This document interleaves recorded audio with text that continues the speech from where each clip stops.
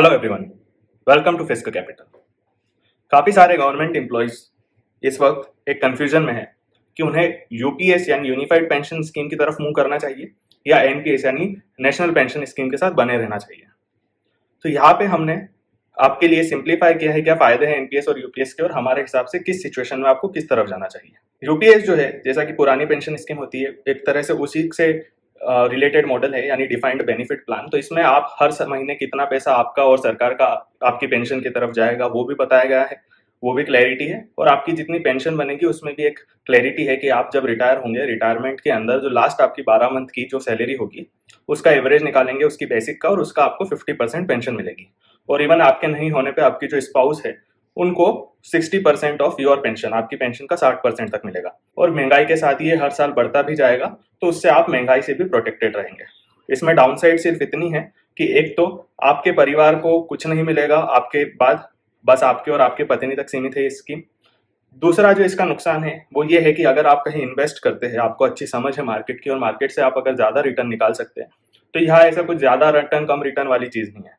आपको एक fix return के हिसाब से ही इनकम आपको मिलेगी। एनपीएस में यही फायदा है कि आपको मार्केट लिंक का रिटर्न मिलेगा। अगर आप मार्केट को अच्छे समझते हैं, आप ज़्यादा अग्रेसिव बेट लेके ज़्यादा शेयर मार्केट वगैरह में अपना अलोकेशन करके और ज़्यादा रिटर्न कमा सकते हैं।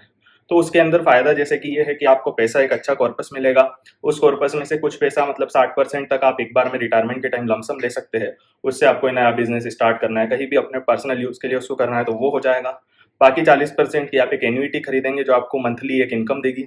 और उस इनकम के अलावा आपका जो पैसा एंड में अगर बच जाता है आपके और आपकी पत्नी के बाद, तो वो आपके बच्चों को दे दिया जाएगा। तो वहाँ पे सरकार आपकी गारंटी ले रही है डिफाइंड बेनिफिट देके। यहाँ पे आपकी मेहनत, आपकी स्किल्स और आपके बचत करने के तरीके के हिसाब से आपका पेंशन और फ्यूचर कॉर्पस आपको डिसाइड होगा।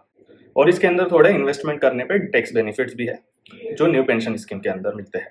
तो कुल मिला के अगर हम ये कहें कि क्या बेटर है और क्या नहीं है, तो अगर आप ज़्यादा कुछ समझते नहीं हैं इन्वेस्टमेंट के बारे में, आपको संतुष्टि चाहिए लाइफ में अपने रिटायरमेंट के बाद, अपनी फैमिली को मतलब अपने और अपनी पत्नी की सिक्योरिटी चाहते हैं, तो उस सिचुएशन में यूपीएस आपके लिए बेस्ट है। लेकिन अगर आप मार्केट को समझते हैं, आप रिस्क लेने को रेडी है और आपको ये लगता है कि शायद आपकी जो पेंशन है आप ज़्यादा समय बीमारी वगैरह की वजह से नहीं जी सकते और आप जो भी बचा हुआ पेंशन का पैसा वो फैमिली को पास ऑन भी हो जाए, ऐसा ऑप्शन खुला रखना चाहते हैं, तो फिर एनपीएस आपके लिए बेटर है। अगर आपको ये वीडियो पसंद आया तो इसे ज़्यादा से ज़्यादा लोगों तक शेयर करें, और आपका कोई भी इसमें क्वेश्चन है तो हमें कमेंट करके बताएं। Thank you very much.